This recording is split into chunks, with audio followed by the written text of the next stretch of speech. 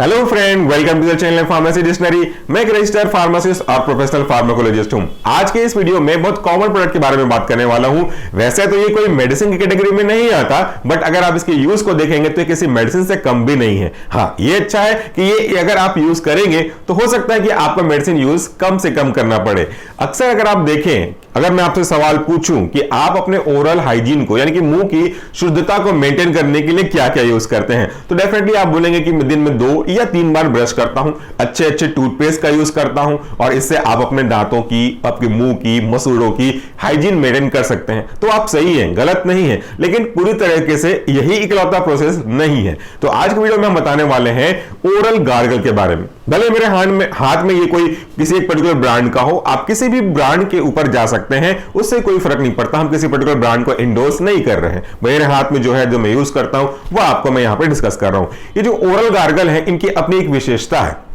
लोग अक्सर ये सोचा करते थे और कुछ कुछ सोचा करते हैं भी, बोलिए, कि ये उन लोगों को दिया जाता है जिनके मुंह में कोई सेंसिटिविटी की प्रॉब्लम होगी, जिनको गम में कोई प्रॉब्लम होगा, जिनको पायरिया की जैसे स्मेल आ रही होगी, वही यूज किया करते होंगे। हमको इसकी जरूरत नहीं है। लेकिन थोड़ा सा रुकिएगा, जब आप किसी भी अच्छे कंपनी के ब्रश से भी ब्रश करते हैं, चाहे कितना अच्छा टूथपेस्ट यूज कर लें, जहां तक पॉसिबल होता है वहां पे वो क्लीनिंग तो कर देता है। कुछ पार्ट अभी भी रह जाते हैं जहां पे ब्रश प्रॉपर क्लीनिंग नहीं कर पाता और वहां पे पार्टिकल फंसते हैं।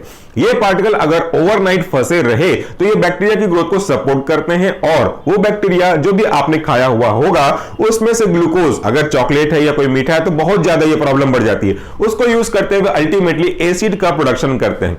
ये एसिड आपका दांत जो कि कैल्शियम से बना हुआ था उसको डीके करने का काम करते हैं, गलाने का काम करते हैं। इसके कारण से क्या होता है, आपके दांतों में धीरे धीरे छेद हो सकते हैं। आपके दांतों मतलब किसी के भी दांतों में हो सकता है। ज्यादातर ये बच्चों के में होता है क्योंकि बच्चे कुछ भी खाते रहते हैं, प्रॉपर वॉश नहीं करते। छोटे बच्चे हो तो और भी तकलीफ होती है। Being a parent I can understand this situation very well.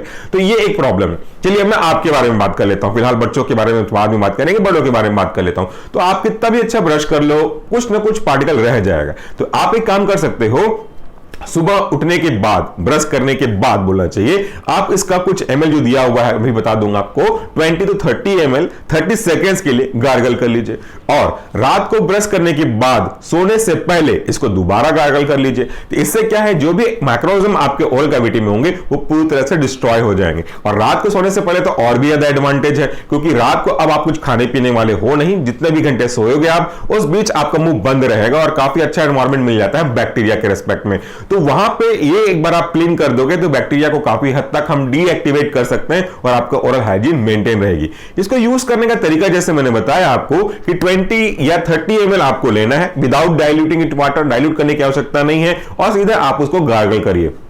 Gargle मतलब मुंह में कुला कुला करिए और 30 सेकंड बाद, मैं तो कहता हूं थोड़ा 40 सेकंड जाने दीजिए, 30 से 40 सेकंड के बाद आप इसे रिंस आउट कर दीजिए। लेकिन याद रखिएगा कि एक बार इसे आपने रिंस कर दिया, उसके बाद दूसरे साफ पानी से कुला करने की आवश्यकता नहीं है, ना तो उसके आधे घंटे के अंदर आपको पानी पीना चाहिए। ऐसा क्यों बोल रहा हूं, ऐसा लॉजिकल है भाई कि अगर आप इसे कंसंट्रेटेड को गार्गल करते हो तो जो भी रेसिड्यू बच गए होंगे वो दांतों की कैविटी या आसपास के जगह जहां पे आपका टूथब्रश नहीं पहुंच सकता, वहां तो ये लिक्विड आराम से पहुंच ही जाएगा। तो ये पहुंचेगा तो वहां पे काम कर रहा होगा। लेकिन उसके तुरंत बाद अगर आप गार्गल कर दोगे तो फ्रेश वाटर आपके इस लिक्विड के बूंद को वहां से रिप्लेस कर देगा, डिस्प्लेस कर देगा। तो फिर वो मजा नहीं आएगा। और अगर आप पानी भी पीते हो तो पानी पीने के बाद आपका जो वो भी रेसिड्यू बचा हुआ है मुंह में इसका, वो तो अंदर चला जाएगा। अब वो आपके हेल्थ के लिए भी उतना सही नहीं है, क्योंकि कुछ ना कुछ केमिकल कंस्टिट्यूएंट तो लगे हुए हैं इसमें। और दूसरा, इसकी अवेलेबिलिटी भी आपके ओरल कैविटी में कम होती जाएगी। इसलिए आपको ये बोला गया, इस पर लिखा भी है, आप चाहे तो पढ़ सकते हैं कि इसको आपको रिंस करने के बाद कुछ देर तक ना पानी पीना है, ना वापस से फ्रेश वाटर से कुला करना है।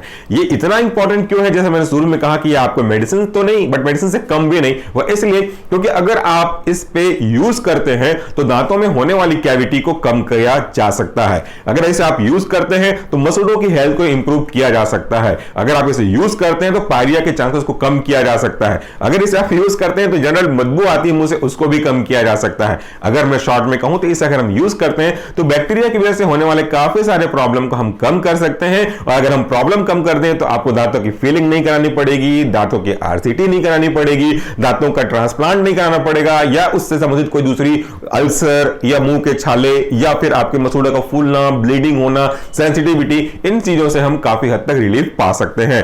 पूरी तरह से जीरो तो नहीं कर सकते, लेकिन हाँ बहुत ज्यादा हद तक इसे हम कंट्रोल कर सकते हैं। तो आपको ये कुछ करना तो है नहीं, आपको रिंस करना है, गार्गल करना है। काफी अच्छा ब्रांड पे कोई भी आप ब्रांड यूज कर सकते हैं, depending upon the nature. Sensitivity के लिए अलग आता है और नॉर्मल के लिए अलग आता है, तो जो आपको सही लगे उस पे आप जा सकते हैं। ये प्रोडक्ट काफी अच्छे तरीके से आपकी ओरल हाइजीन को मेंटेन करके रखेगा। तो आज के वीडियो के लिए इतना ही। Thank you so much for this video. नमस्कार, टेक केयर।